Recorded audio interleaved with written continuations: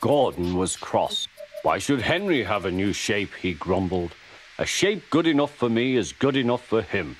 He goes gallivanting off to Crewe, leaving us to do his work, and comes back saying how happy he feels. It's disgraceful.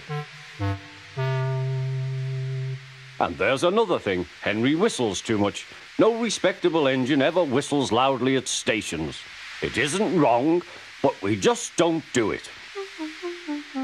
Poor Henry didn't feel happy anymore.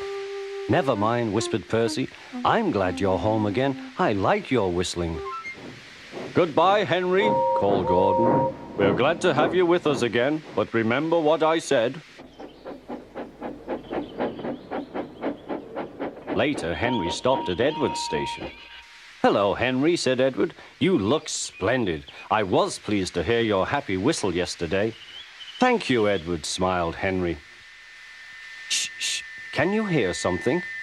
It sounds like Gordon, said Edward, and it ought to be Gordon. But Gordon never whistles like that. It was Gordon. He came rushing down the hill at a tremendous rate.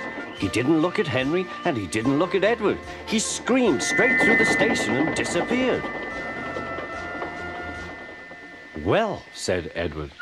It isn't wrong, chuckled Henry, but we just don't do it. And he told Edward what Gordon had said.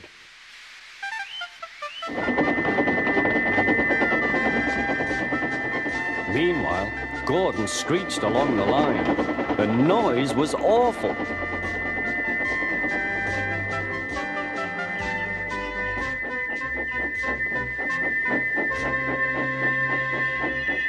At the station, everyone held their ears. The Fat Controller held his ears too. Take him away, he bellowed, and stop that noise! Gordon puffed sadly away, but he wouldn't stop whistling until two fitters climbed up and knocked his whistle valve in place. That night, Gordon slunk into the shed. He was glad it was empty. It isn't wrong, murmured Henry to no one in particular, but we just don't do it. No one mentioned whistles. Next morning, Henry was enjoying himself enormously. I feel so well, he sang. Trickety-trot, hummed his coaches. Then he saw some boys on a bridge. Peep, peep, hello, he whistled. Oh, he called. The boys didn't wave and take his number. They thought it fun to drop stones on him instead. They've broken our glass, sobbed the coaches. The passengers weren't hurt, but they were cross. Call the police. No, said the driver, leave it to Henry and me. What will you do, they asked. Can you keep a secret? Yes. Well then, said the driver, Henry is going to sneeze at those boys.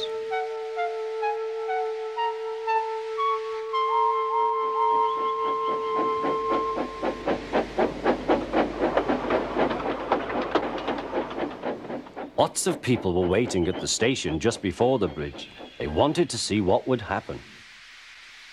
Henry has plenty of ashes, said the driver. Please keep all windows shut till we have passed the bridge. Henry is as excited as we are, aren't you, old fellow? Henry was feeling stuffed up.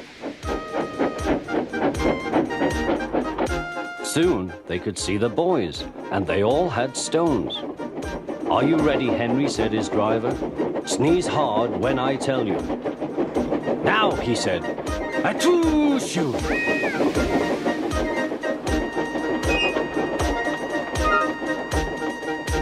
Well done, Henry, laughed his driver.